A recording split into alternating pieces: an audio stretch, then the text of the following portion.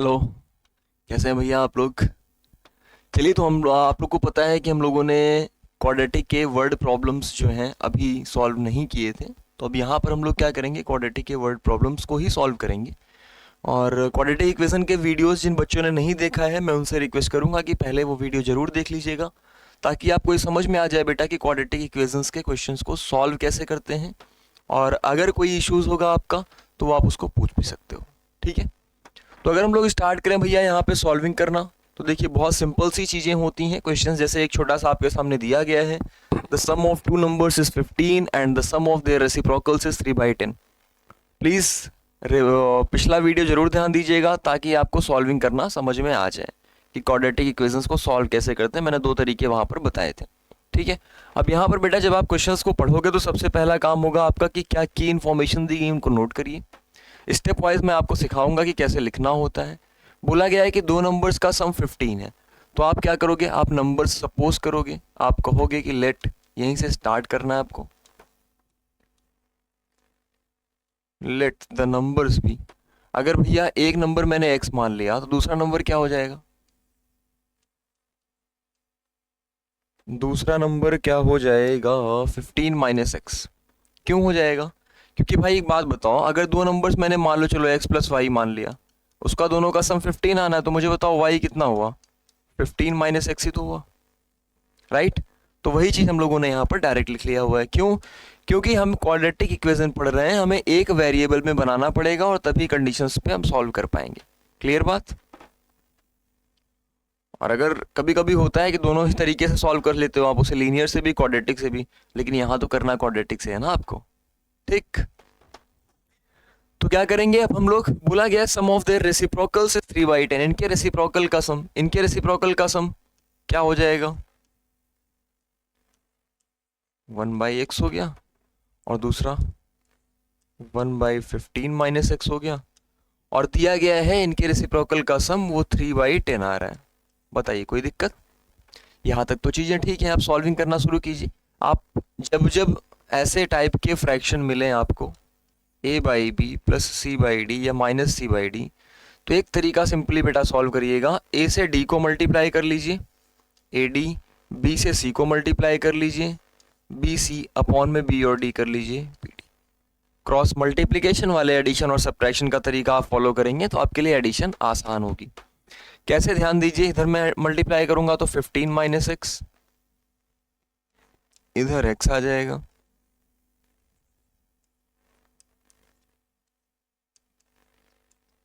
x into 15 - x equals to क्या आ जाएगा? 3/10। ठीक। अब देखिए, ये plus x minus x cancel out हो जाएगा। ऊपर क्या बचा? 15, और नीचे क्या बचा? x into 15 - x। इधर भैया 3/10। इसको और आगे सॉल्व करना चले हम लोग, तो 15, x को अंदर भेज दिया जाए तो 15x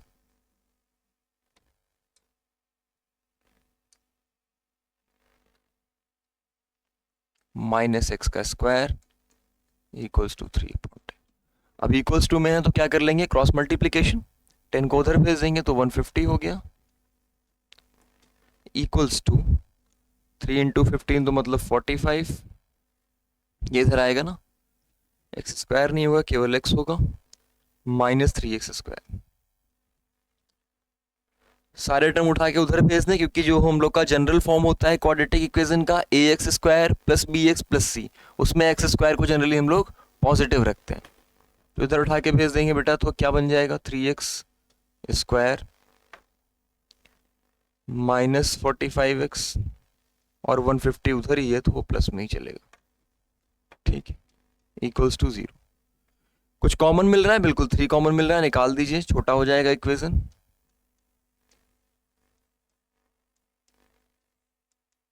इस टाइप से आपका एक क्वाड्रेटिक इक्वेशन आपको मिल गया। अब सॉल्विंग करना कोई बड़ी चीज़ तो है नहीं। यहाँ पर फैक्टराइजेशन मेथड अगर आप लगाएंगे तो आप आराम से क्या कर सकते थे, -10x -5x plus 50 is equals to 0।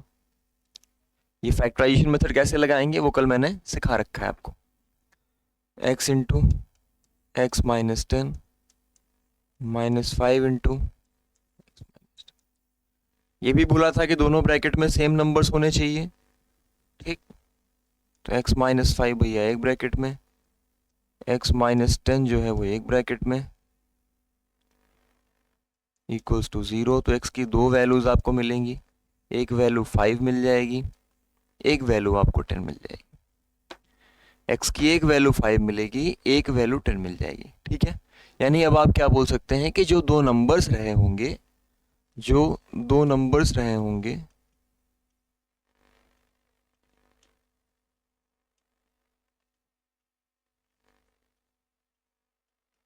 बताओ क्या रहे होंगे, नंबर्स क्या रहे होंगे भैया, x और 15 माइनस एक्स हम लोगों ने बोला है। तो अगर पहले नंबर को मैं 5 मान लूँ, दूसरा क्या हो जाएगा 15 माइनस 5 यानी 10। पहले को 10 मान लूँ, दूसरा क्या हो जाएगा 15 माइनस 10 यानी 5। तो आप क्या लिखोगे, तो 5 और 10 ही तो दो नंबर्स हुए। अब चाहे 10 पहले 5 बाद में लिख लो, चाहे 5 पहले 10 बाद में लिख लो, कोई दिक्कत वाली बात नहीं, ठीक है। बताओ इतनी छोटी सी चीज़ है, क्या सभी को ये क्लियर हो गया? बहुत बेसिक सा छोटा सा कॉन्सेप्ट है, क्लियर बात। चलिए अब हम लोग मूव करेंगे नेक्स्ट क्वेश्चन की तरफ। कुछ अच्छे अच्छे क्वेश्चन मैंने आप लोगों के लिए यहाँ पे छांट के रखा है। ऐसे ही क्वेश्चन ज़्यादातर आते हैं, बहुत हाई फाई क्वेश्चंस भी नहीं पूछे जाते हैं। हालांकि ये एक अच्छा लेवल है, आप इनको कर लेंगे तो आपको कॉन्सेप्ट सीखना है।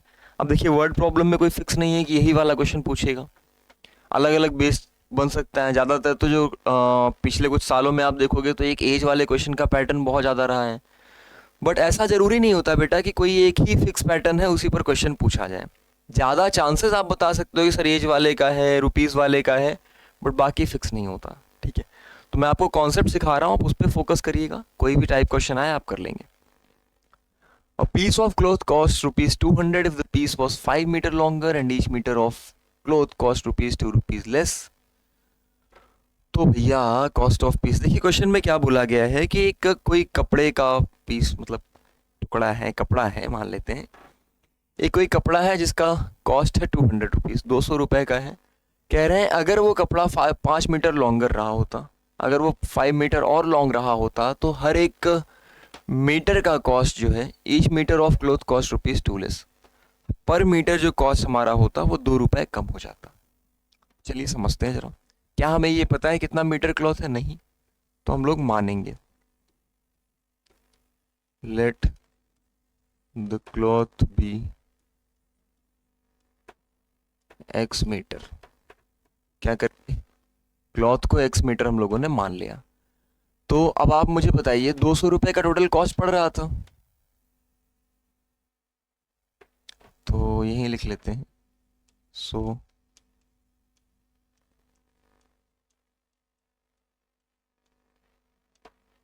कॉस्ट पर मीटर कितना हो गया, कॉस्ट पर मीटर कितना हुआ 200/x। अब ये कह रहे हैं अगर piece of cloth was 5 metre longer, तब तो कंडीशन के हिसाब से then according to question, according to question क्या हो जाएगा भैया, 2 रुपए का डिफरेंस आ रहा है। कब कब में आ रहा है एक बात बताओ, पहले तो 200/x था, ये रेट था, ठीक। बाद में क्या हो गया, अगर 5 मीटर लॉन्गर हो गया क्लॉथ तो रेट क्या हुआ भाई, अभी भी तो 200/x प्लस 5 होगा। क्यों होगा, क्योंकि भैया अगर आप कॉस्ट निकालने जाओ, अगर आप कॉस्ट निकालने जाओ तो 200 रुपीज़ कॉस्ट आपका टोटल ओवरऑल कॉस्ट पड़ रहा है। इसमें ये नहीं बोला इन्होंने कि ओवरऑल कॉस्ट कम हो गया, ठीक है, ये चीज़ ध्यान रखना। ये बोला गया the cost of the piece would have remained unchanged, जो कॉस्ट ऑफ पीस था पूरा पूरा वो अनचेंज था, बस कपड़े की लेंथ बढ़ा दी। मतलब मान लो ये कोई क्लॉथ है, इसकी लेंथ मैंने बढ़ा दिया, ओवरऑल कॉस्ट हमेशा सेम है, ये बोला गया। तो मैंने ओवरऑल कॉस्ट को 200 मान लिया, तो 200/x प्लस 5, ये अब हमारा पर मीटर कॉस्ट आ गया। और पर मीटर कॉस्ट में ये कह रहे हैं चेंज आएगा, कितने का चेंज आया, 2 रुपीज़ का। भाई 2 रुपये कम हो गया था ना सेकंड वाला, तो हमने रख दिया। अब तो आसान हो गया आपके लिए, 200 को कॉमन निकाल दो, अंदर क्या बचा 1/x minus 1/x plus 5 equals to 2। देखिए 2 से कटेगा 100 टाइम्स, ब्रैकेट को सॉल्व करेंगे तो आप ऊपर क्या बच जाएगा, x plus 5 minus x upon x square minus 5x plus 5x, sorry, x into x plus 5 करेंगे तो यही आएगा, इक्वल्स टू भैया 100 उधर से इधर आएगा तो क्या हो जाएगा 1/100। ये देखिए एक्स एक्स कट गया, 5 को मल्टीप्लाई कर लीजिए तो 500 हो गया। ठीक, तो आप इसको कैसे लिखेंगे, x square plus 5x minus 500 is equals to 0। क्या कर सकते हैं बताइए, 500 को ब्रेक करना है, डिफरेंस कितने का है, 5 का है। 500 को ब्रेक करना है तो 100 और 5 में कर सकते हैं, 20 और 25 में कर सकते हैं।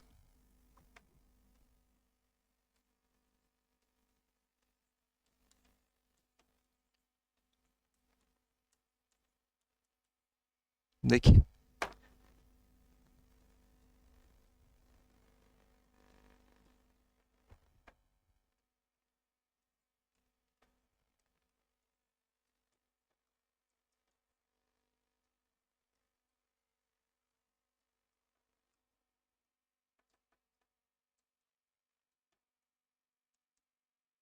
तो x की क्या क्या वैल्यू मिल गई, x की वैल्यू 20 मिल गई, और 25 माइनस में मिलेगी बेटा, तो 25 आप ले सकते हैं कि नहीं।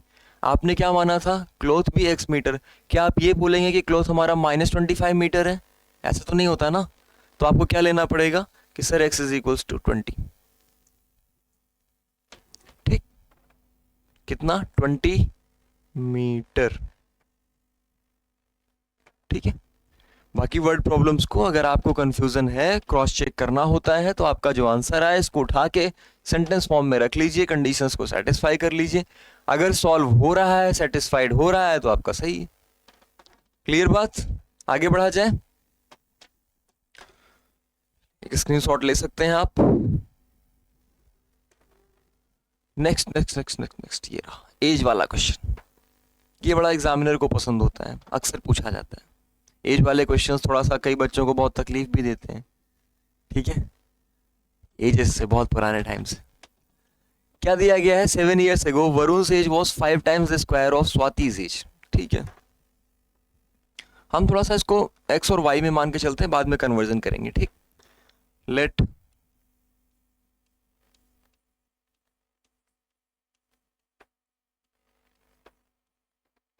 द प्रेजेंट एज ऑफ, दो लोग हैं वरुण और Swati,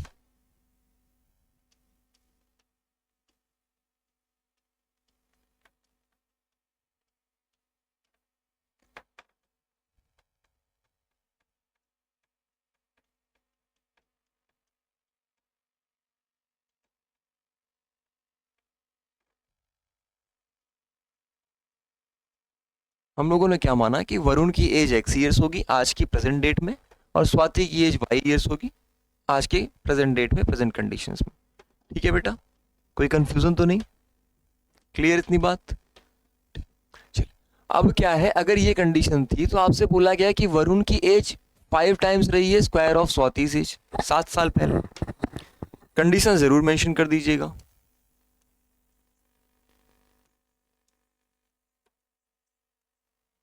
seven years ago,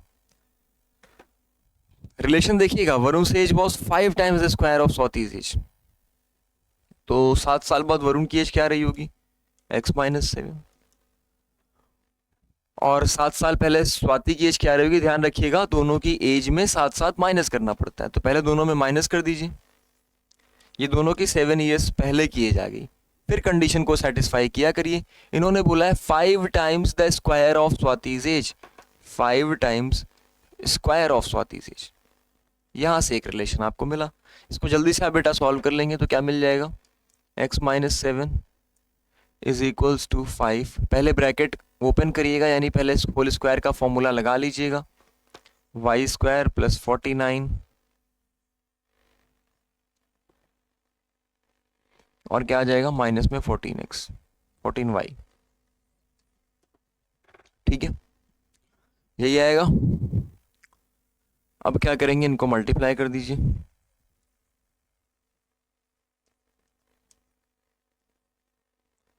5y² और 49 तो आएगा नहीं, मल्टीप्लाई करना पड़ेगा।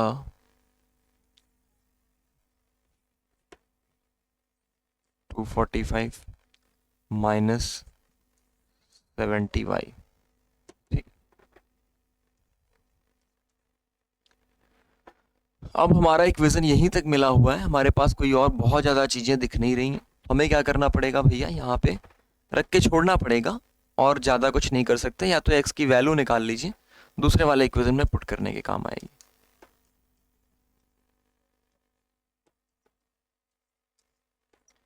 ये -7 उधर जाके ऐड हो जाएगा, तो 245 में 7 ऐड करेंगे तो कितना आ जाएगा। बस इसको आप क्या करेंगे बेटा, फर्स्ट मान लेंगे। अब दूसरी कंडीशन देखिए, इन्होंने क्या बोला हुआ है, 3 years hence Swati's age. 3 years hence का मतलब होता है आगे, आगे का मतलब आने वाले टाइम में। तो 3 years hence दोनों की एज में क्या हो जाएगा, पहले ये बता दीजिए। इनकी x+3 हो जाएगी, इनकी y+3 हो जाएगी। अब कंडीशंस क्या बोला गया है, Swati's age will be 2/5 of the Varun age. कितना, स्वाति की जो एज है वो वरुण की एज के 2/5 हो जाएगी।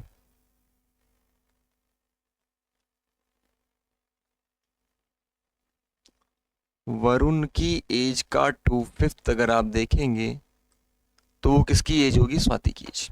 क्लियर। अब इस 5 को जरा इधर भेज दीजिए।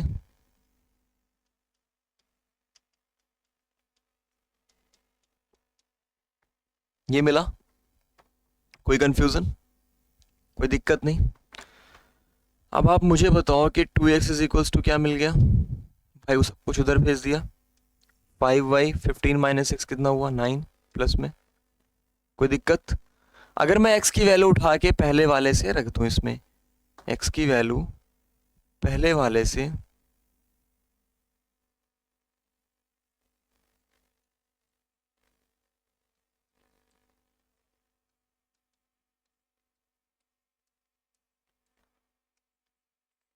Putting the value of x from first, तो देखिए 2 था, 2 के साथ x की जो वैल्यू थी वो रख लीजिए, 5y का square -70y plus 252 equals to क्या आ जाएगा भैया, इधर जो आपका चल रहा था 5y प्लस 9। ठीक, अब मल्टीप्लाई कर लीजिए, 2 5 10y² -2 इंटू 70 करेंगे तो 140y आ जाएगा, 252 504 हो जाएगा।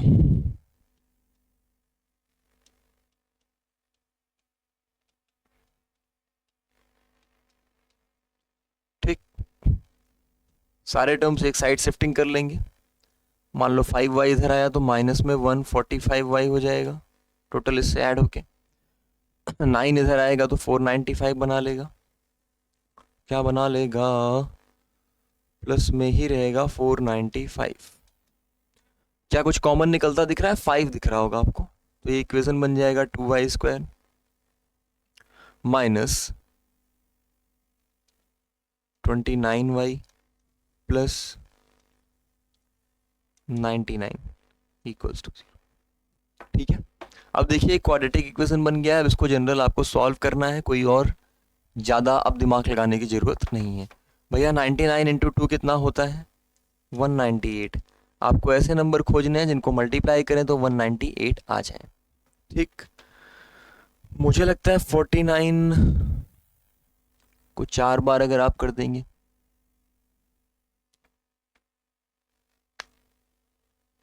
सात, चलिए फैक्टराइज कर लिया करिए।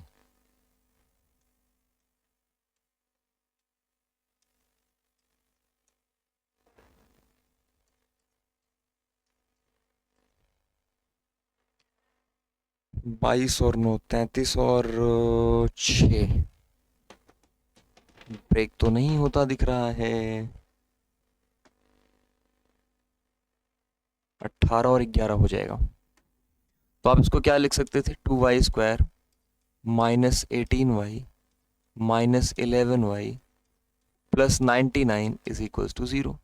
भाई -18 -11 करेंगे तो माइनस में 29 आना चाहिए, और मल्टीप्लाई करेंगे तो 99 वो 198 आना चाहिए, वो आ जाएगा। तो पहले दोनों से 2y कॉमन मिल जाएगा, अंदर क्या बचा y -9। अगले दोनों में से बताइए क्या कॉमन मिलेगा, -11, अंदर क्या बचा फिर y -9 इक्वल्स टू 0। भैया दो ब्रैकेट फिर मिले आपको, एक y -9 का और दूसरा 2y -11 का। तो y की दो वैल्यूज क्या क्या मिल जाएंगी, एक 9 मिल जाएगी, एक 11/2 मिल जाएगी। ठीक है, यानी जो प्रेजेंट एज है स्वाति की वो या तो 9 साल होगी या तो 11/2। 11/2 का मतलब 5.5 ईयर्स होगी। दो कंडीशंस हो सकती थी, दोनों ही चांसेस थे। अगर दोनों ही चांसेस को आप लेके चलेंगे, ध्यान से देखिएगा, अगर मैं दोनों चांसेस को कंसीडर करूं, पहले जब y की वैल्यू 9 होगी, जब y की वैल्यू 9 होगी, तो मुझे बताइए अगर स्वाति की एज 9 है तो वरुण की एज कितनी हो जाएगी।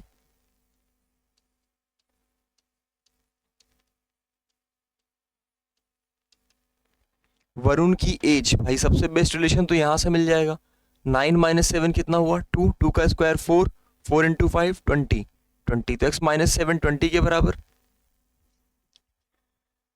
यहीं पे रख रहा हूं देखिएगा, x -7 इक्वल्स टू 20, तो x की वैल्यू क्या हो जाएगी भैया 27। तो वरुण की एज 27 हो जाएगी। ठीक, एक केस हो गया। दूसरा केस क्या होगा, अगर आपने कभी ये ले लिया कि सर y की वैल्यू हम लेंगे 11/2, तब के केस में देखिए वरुण की एज क्या हो जाएगी, यानी x की वैल्यू क्या आ जाएगी। भाई अगर मैं इसी इक्वेशन में फिर से रखने जाऊं तो 11/2 - 7, 11/2 - 7, तो मान लीजिए -14, 11 - 14 कितना हो जाएगा, माइनस में 3/2। इसको स्क्वायर करेंगे तो 9/4 हो जाएगा। 9/4 का 5 से मल्टीप्लाई करेंगे तो 45/4 हो जाएगा। x -7 के बराबर रखेंगे तो x की वैल्यू क्या आ जाएगी 45/4 प्लस 7, 7×28, 45 प्लस 28/4 करना पड़ेगा आपको, 73/4, जो कि कुछ मंथ वगैरह में जाएगा। 73/4 का मतलब बेटा हो जाएगा 18 पॉइंट समथिंग। 18 पॉइंट समथिंग का मतलब आप ईयर्स और मंथ में दोनों में चला जाएगा। ठीक है, तो अप्रोप्रिएट आंसर आपके लिए यही है, बट आप दोनों लिख के दिखाएंगे, आपको दोनों वैल्यूज दिखानी पड़ेंगी। ऐसा नहीं कि एक आंसर का कोई आप छोड़ देंगे। ठीक, अगर नेगेटिव में आ रहा होता तब आप छोड़ देते, लेकिन पॉजिटिव में दोनों करना पड़ेगा। क्लियर, चलिए चलिए भैया चलिए, डिजिट वाले नंबर्स भी आते हैं, इनको जल्दी से देखिए। यहाँ पे बोला गया है 2 डिजिट नंबर है such that the product of its digit is 18। मुझे बताइए जब डिजिट वाले 2 डिजिट वाले नंबर आएंगे तो नंबर्स को कैसे लेते हैं। हमेशा ध्यान रखिएगा, अगर 2 डिजिट का नंबर है तो आप उसको चूज करते वक्त थोड़ा सा ध्यान रखेंगे।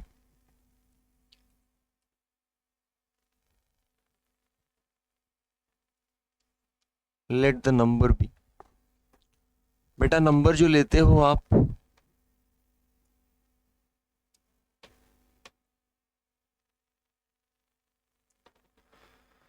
नंबर जो लेते हैं आप वो कैसा रहता है, वो हमेशा 2 डिजिट का है, तो आप ऐसे ले सकते हैं 10x + y। ऐसा क्यों लेते हैं कि मान लो ये 72 मुझे लिखना था, तो मैं कैसे लिखूंगा 10 × 7 + 2। तो भैया वंस प्लेस और टेंस प्लेस के डिजिट्स को भी आपको ध्यान देके तब लेना होता है, इसलिए मैंने लिख दिया let the number be 10x + y। ठीक है, अब बोला गया है कि product of its digit is 18। भाई उसके डिजिट्स क्या हैं, उसके डिजिट्स क्या हैं, x और y ही है ना, ये तो पोजीशन की वजह से 10 से मल्टीप्लाई हुआ है, x और y। डिजिट्स का प्रोडक्ट क्या है भैया 18 है, बहुत सिंपल सी बात है। कह रहा है when 63 is subtracted from the number the digits interchange their places। बहुत अच्छी बात है, 10x + y था, अगर मैं इसमें से 63 क्या कर दूं हटा दूं, कितना 10x + y में से 63 हटा दूं तो ये बन जाएगा 10y + x। ऐसा कह रहे हैं डिजिट्स अपने प्लेस इंटरचेंज कर लेंगे। पहले तो इनको सब्स्टिट्यूट, एक साइड में सिंपल रख लीजिए, इधर आ जाएगा तो ये 9x हो जाएगा, ये y इधर आएगा तो माइनस में 9y हो जाएगा, 10y, सही है, गलत तो नहीं है कुछ। -63 is equals to 0, x minus y minus 7 is equals to 0। Clear बात। अब अगर इस इक्वेशन से आप देखेंगे तो आपको यहां से y की वैल्यू अगर निकालना है तो 18/x कर लीजिए। आइए उठा के यहाँ पे रख देते हैं, ठीक। तो x minus 18/x minus 7 is equals to 0। एक आराम से छोटा सा क्वाड्रेटिक इक्वेशन बन गया। क्रॉस मल्टीप्लाई करेंगे तो देखिए पूरा फॉर्म में आ जाएगा, इक्वल्स टू, ओह अभी तो 7 है,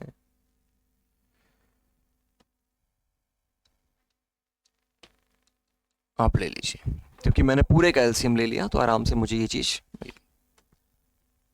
x square minus 18 minus 7x, सब कुछ तो उठा के मैंने उधर भेज दिया नीचे वाला। तो ये बड़ा आसान सा सिंपल सा क्वाड्रेटिक इक्वेशन आपके सामने दिख रहा होगा। अब क्या करेंगे, इनको फैक्टराइजेशन कर सकते हैं। क्लियर बात। फैक्टराइजेशन करके कैसे सॉल्व करेंगे कि sir x square -9x plus 2x, -9 plus 2 -7 होता है, और मल्टीप्लाई करेंगे तो -18 आएगा। तो x into x minus 9 plus 2 into x minus 9, तो भैया x माइनस 9 एक ब्रैकेट में, x प्लस 2 एक ब्रैकेट में। तो x की बताइए कितनी वैल्यूज आ गई, एक 9 आ गई, एक क्या आ गई, -2 आ गई। क्या यहाँ पर बोला गया था कि पॉजिटिव नंबर ही होना चाहिए? ऐसा कुछ नहीं बोला इन्होंने, ऐसी कोई इंफॉर्मेशन नहीं दी है। तो अगर x की वैल्यू 9 होगी, जब जब x की वैल्यू 9 होगी तो y इज इक्वल्स टू क्या आ जाएगा, तो y इज इक्वल्स टू क्या आ जाएगा, यहाँ पे देखिए x 9 है तो y क्या हो जाएगा, 18/, या देखिए यहाँ पे 18/9 कर लेंगे, यानी कि y की वैल्यू 2 आ जाएगी। दूसरा, जब x की वैल्यू भैया -2 होगी तब y की वैल्यू क्या आ जाएगी, 2 बार हो गया।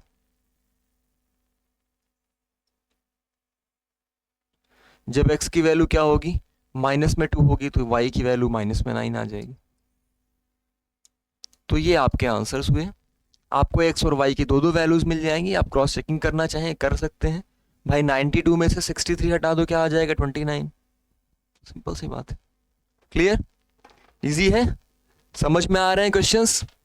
चलिए करते चलिए आगे आगे। Next, shopkeeper buys number of books for ₹800। इस टाइप का देखो ये क्वेश्चन अभी आज हम लोगों ने किया। आप ध्यान से देखेंगे तो आपको समझ में आ रहा होगा, इस टाइप का क्वेश्चन हम लोग आज कर चुके हैं। क्या बोला गया है कि शॉपकीपर ने कई सारी बुक्स खरीदी ₹800 में। कितनी खरीदी हमें पता नहीं है ना, तो हम फिर से वही लेट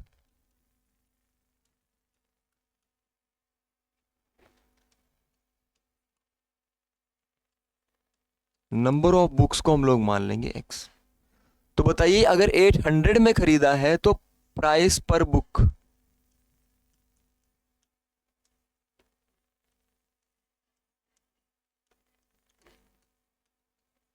हर एक बुक का जो प्राइस होगा वो 800/x हो गया। फिर कह रहे हैं if he had bought 4 more books for the same amount, अगर उसी अमाउंट पे इन्होंने 4 बुक्स और खरीदी होती।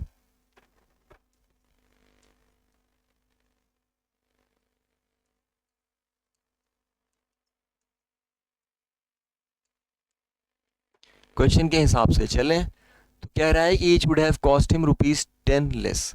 यानी अगर जैसे अभी 800/x है, अगर उन्होंने 10 बुक और खरीद ली होती सेम प्राइस पर,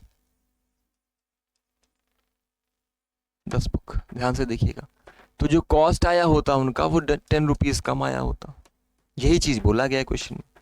फिर से भैया 800 कॉमन निकाल लो, अंदर क्या बचा, 1/x माइनस 1/x प्लस 10। देखो आज के क्वेश्चन में ही हम लोगों ने इस टाइप का एक वर्ड प्रॉब्लम देखा था, राइट। अब क्या करेंगे, 800 को उधर शिफ्ट कर देंगे, इधर क्या बचा, x प्लस 10।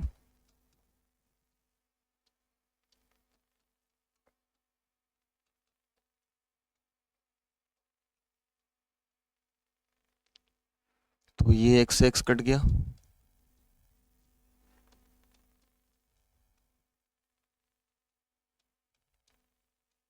मल्टीप्लाई कर दीजिए।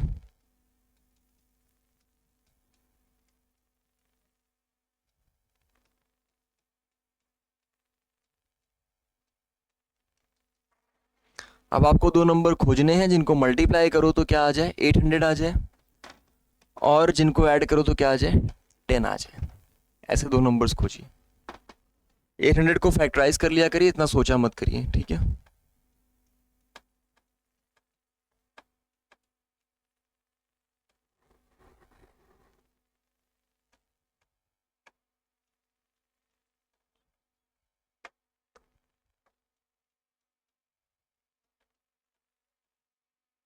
टू टू ज़ा 4,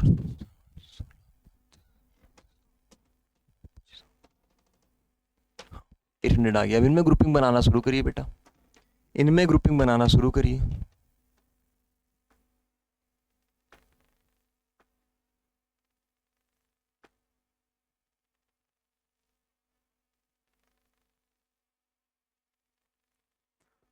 क्या ग्रुपिंग बना सकते हैं?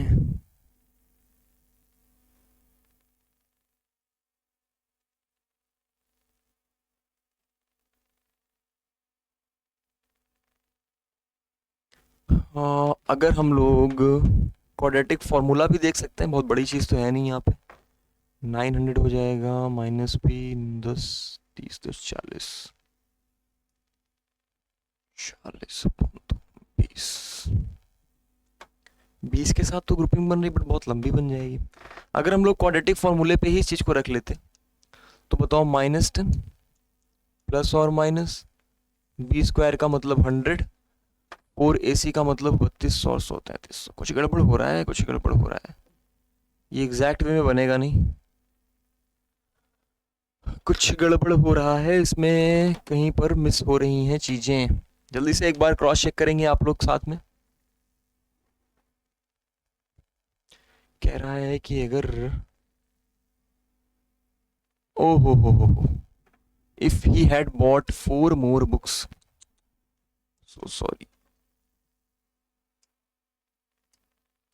कितनी किताबें और खरीदी होती? केवल 4, केवल 4।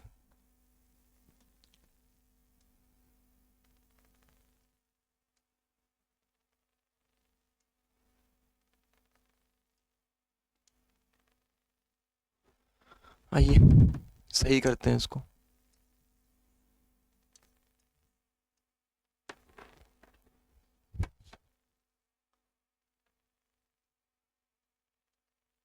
X, x square plus 4x, और यहाँ पर 4x, यहाँ पर 4x, यहाँ पर 4x। अब खोजिए बेटा।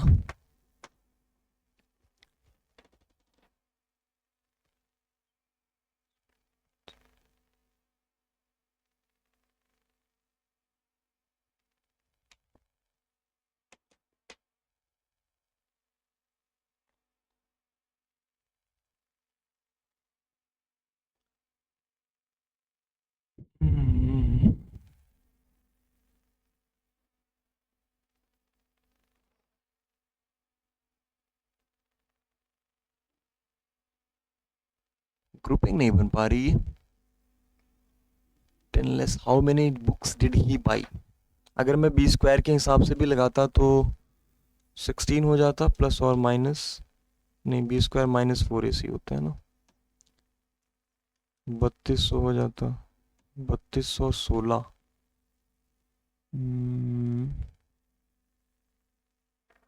12, 3600,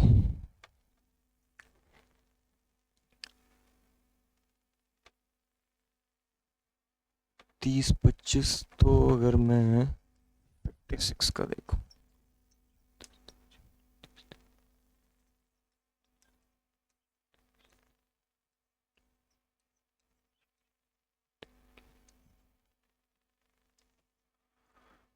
तीस सौ छियानवे आ जाएगा।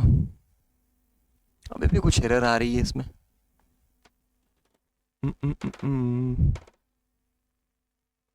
एग्जैक्ट क्वाड्रेटिक इक्वेशन ऐसा बन नहीं रहा जो सॉल्व हो जाए।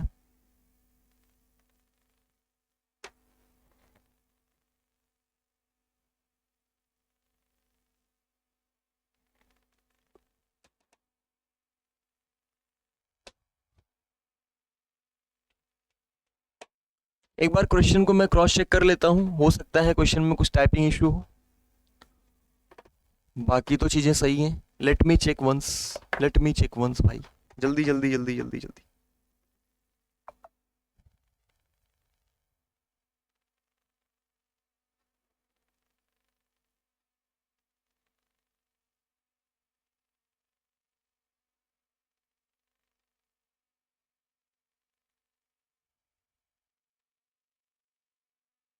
क्वेश्चन में बेटा दो कमी है, एक्सट्रीमली सॉरी, क्वेश्चन में दो कमी है टाइपिंग में, टाइपिंग मिस्टेक हो जाती है छोटी छोटी सी। तो ये क्वेश्चन में 800 नहीं है, ये 80 रुपीज़ है, और ये कॉस्ट 10 नहीं 1 रुपीज़ का डिफरेंस है। अब देखो होता क्या है कि टाइपिंग में कई बार मिस्टेक हो जाएंगे, तो क्वाड्रेटिक इक्वेशन नहीं बन रहा था, बाकी प्रोसेस वही रहेगा, सारा प्रोसेस में कोई चेंज नहीं होना है। क्वाड्रेटिक इक्वेशन नहीं बनेगा तो सॉल्व नहीं होगा, तो वो टाइपिंग मिस्टेक की वजह से ऐसे इश्यूज आ जाते हैं, ठीक है। बाकी कोई टेंशन नहीं लेना है, बाकी सारी चीज़ें सही थी आपकी। जल्दी से फिर से सही कर लेते हैं क्या क्या चीज़ें हम लोग की गड़बड़ हुई हैं। ये हो गया, यहाँ सब पे सही करना पड़ेगा, एक ज़ीरो यहाँ पे हटाना है, एक यहाँ पे हटाना है,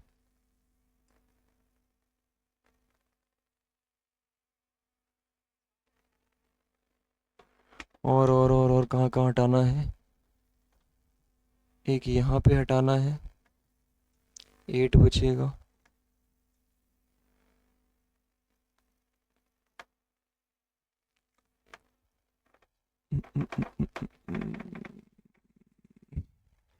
चलिए इसके आगे सॉल्व कर लेते हैं।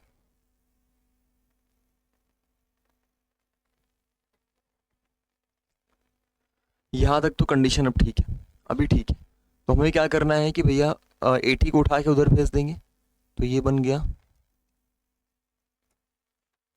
x + 4 - x upon x² + 4x 1/80, ठीक है। इस x को कैंसिल कर लीजिए, 4/x² + 4x मल्टीप्लाई कर लीजिए बेटा, तो ये बन जाएगा x² + 4x उधर साइड में और इधर साइड में 320, तो x² + 4x माइनस में 320 इज इक्वल्स टू 0। अब ये क्वेश्चन आपके लिए थोड़ा सा कॉन्सेप्ट देख रहे हो, आराम से सॉल्व करने वाला बन गया। इसको अगर आप देखोगे तो 20 और 16 दिख रहा होगा आपको, फैक्टराइज करके आप चेक कर सकते हैं अगर आपको कंफ्यूजन हो तो, ठीक। एक ग्रुप में क्या हो गया, x × x + 20 -1 1 नहीं होगा 16 होगा, क्योंकि दोनों में 16 कॉमन मिल जाएगा।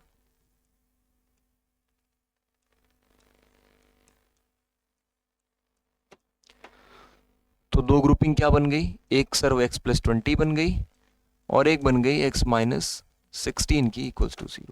तो x की दो वैल्यूज आ जाएंगी बेटा, आपको कौन सा लेना है, 16 लेना है। रीजन क्या है कि आपसे पूछा गया था नंबर ऑफ बुक्स, आप ये नहीं बोल सकते कि सर नंबर ऑफ बुक्स हमने -20 ली हैं, तो x = 16 लेना है।